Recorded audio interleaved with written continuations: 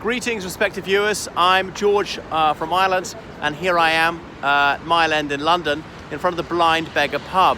Perhaps you can see the sign directly above my head now of the Blind Beggar.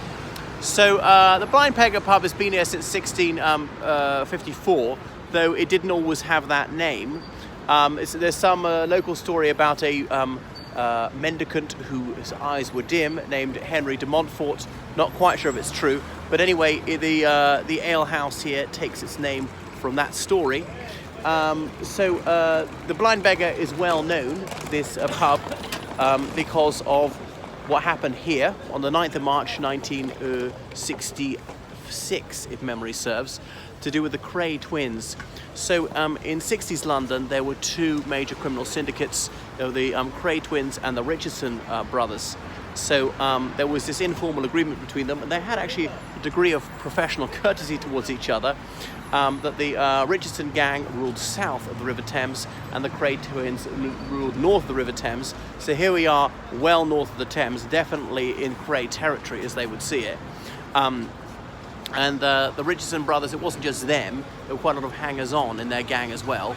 And they ran protection rackets, they had some she-beans, so some illegal drinking dens and so forth. And they also did the long firm.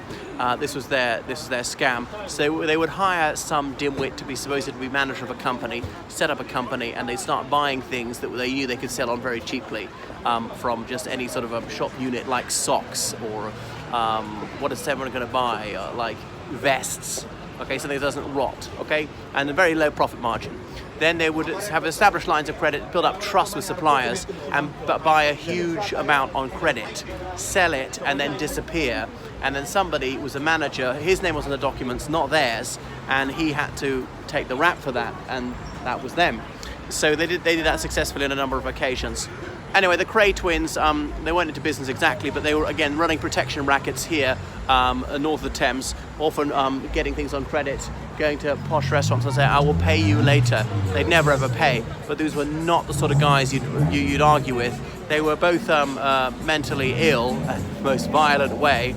Now, Ronnie Kray was homosexual, not saying wrong with that, but that was obviously illegal in the 60s, and he may well have been a paedophile. It's widely thought that some of the boys he did it with were under 16, which is illegal even now. Obviously, any homosexual activity was illegal until 1967 of any age, but obviously more severely punished if the younger party was under 21 in those days. What was I going to point out? So by the late 60s, there was a row between the two of them, between the Richardsons and the Krays. So George Cornell, foolishly, he was in his late 30s then, decided to come here and drink in a pub, which was a well-known watering hole of the Krays. And then he insulted Ronnie Kray, who shot him dead. So that was the end of him. He shot him dead in front of several witnesses and walked out. And the police couldn't get anyone to talk. Nobody saw anything, despite there being plenty of people there. They didn't dare testify against them. He was only one on other charges. They were able to arrest Ronnie Kray and Reggie Kray. Reggie had killed Jack the Hack Maviti. They were able to get people to testify, and that's why they were arrested in, if memory serves, 1968 and convicted in 1969, sent down for life for murder, and that was that. So one of them died in 1995, the other one 2001. They both got benevolent parole when it was clear they were terminally ill, when it was estimated they had under 3 months left to live.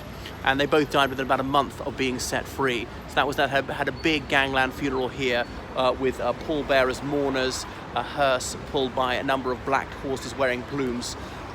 So send off in traditional gangster style and playing these lachrymose tunes outside the prison. And so you used to hear a lot of Cockney saying, oh yeah, the East End was much better when Ronnie and Reggie was around, wasn't it? They was good to their mother, and that's what East End was all about. But other people say, do not glamorize them. They were no Robin Hoods. They did it for themselves. Okay, they were vicious. Supposing you're running a small business like a restaurant, a pub, a corner shop, and then these gang of thugs, they come along, demand protection money, otherwise they're going to beat the living daylights out of you and vandalize your property. And there's not enough evidence for the police to do anything for you, and indeed some of the police are on their payroll. So I think we're much better without them. It's true the situation got worse after they were put into prison, but not because they were put away, partly I suppose because hard drugs hit the street, there was higher unemployment, violence just became more widespread, there was the Ulster troubles that spilled over here. Obviously more people got cars, even leaded petrol, that affects the brain, more family breakdown and things. Anyway, so that's the Blind Beggar Pub. It's very, very popular actually because of that notorious murder which took place here. Another thing is people doing the Monopoly board pub crawl, they sometimes start here, even though it's actually on the third space this. Okay, that's enough from the Blind Beggar Pub in London.